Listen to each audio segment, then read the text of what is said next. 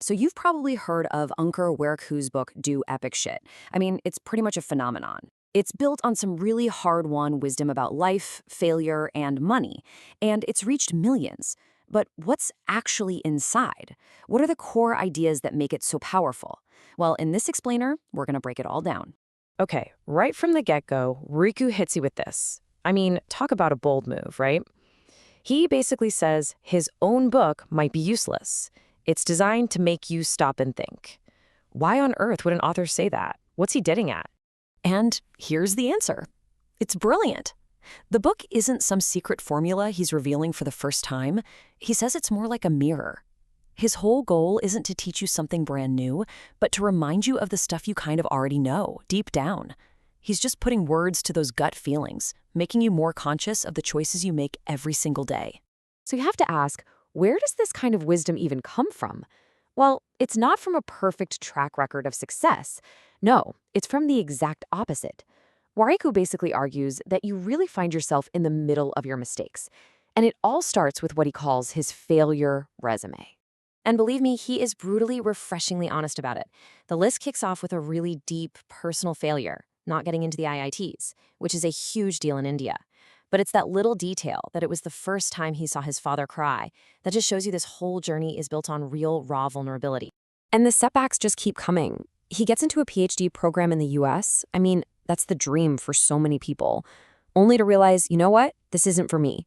So he drops out. Can you just imagine that feeling? You're 24, you're back home, and like he says, you have nothing. No money, no plan, no clue what to do next. Okay, and this is where that self-awareness just gets kind of radical. He starts a company, gets fired by his own co-founder, and his reaction isn't anger or bitterness. It's, he did the right thing. Wow. To have that level of self-honesty is, well, it's a huge part of his whole philosophy. And we're not talking about small slip-ups here. The scale of these failures is just staggering.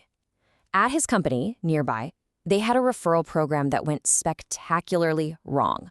How wrong? 11 crore rupees wrong. That's over $1 million just gone. This was a massive, very public business disaster. And this timeline just lays it all out, doesn't it? It shows you this wasn't a one-time thing. At 29, he's jobless. He spends his entire 30s as an entrepreneur, building, failing, laying people off, starting all over again.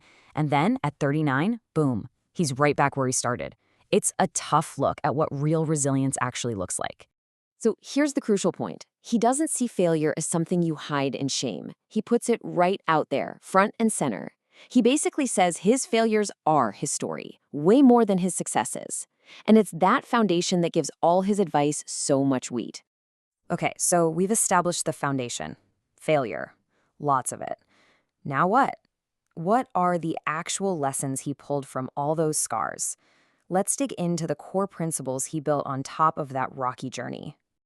First up, he totally flips the script on what passion even means. You know, forget that whole idea that passion is some magical thing you have to find.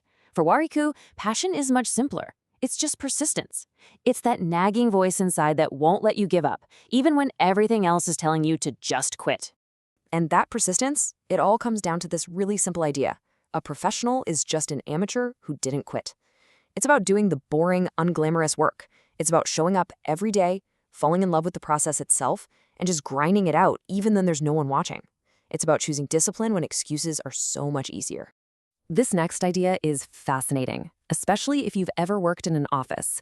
Take a phrase like, "it's not my job." In a startup, saying that is basically a death sentence for the company. But in a big corporation, it can actually be a survival skill. It's such a powerful reminder that context is everything. All right, let's switch gears and talk about something huge in this book, money. Warikoo argues that most of what we believe about money isn't even our own idea. It's just a bunch of lies and bad advice that we've picked up along the way without even realizing it. So he breaks down these 5 huge money traps that so many of us fall into. Number 1, taking loans for things you want, not need. You're basically stealing from your future self. Then there's investing with FOMO, fear of missing out, just jumping on whatever's hot. Big mistake. So is trying to time the market, which is basically gambling. Another huge one is investing late, thinking your 20s are just for fun. You lose the insane power of compounding. And maybe the biggest trap of all is just renting out your time for a salary, instead of building things that make money for you. And hey, remember that struggle to get his company funded? This number just puts it all into perspective. When he was pitching Nearby to venture capitalists, he talked to 23 of them. 22 said no. That's just a wild statistic. Rejection is basically the default setting when you're trying to build something. So what's the point of all this financial planning? Is it to get a fancy car or a big house? Not really. For Warikoo, the ultimate thing money can buy you is freedom. The freedom to choose your work, to say no to things, to live life on your own terms. That, he says, is the real prize. Okay, so we've hit on failure, we've hit on persistence, we've talked money, but what's the one thing that ties it all together?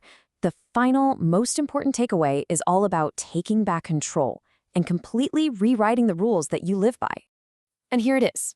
If you take away only one thing from this whole explainer, let it be this. Society gives you a scorecard, right? Get this job, be married by this age, have this much money. Warikoo's biggest message is to just tear up that scorecard. Your only job is to figure out what success and failure mean to you, for you. And he doesn't just leave it at that. He gives you a way to act on it.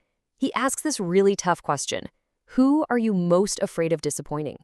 For a lot of us, it's our parents. He suggests you actually talk to them about it and ask for their support even if you fail. He says freeing yourself from that one fear can literally change your entire life. In the end, after you strip away all the noise, all the expectations from everyone else, it all comes down to this one simple but incredibly hard question. You have to ask yourself, with total honesty, what do I actually want? To wrap it all up, Warikoo leaves us with this incredible quote from Jim Carrey that just says it all, really. At the end of the day, an epic life isn't about checking boxes or getting rich and famous. That's not the answer. It's about the journey inside, learning from your failures, defining your own rules, and finding the guts to actually live by them.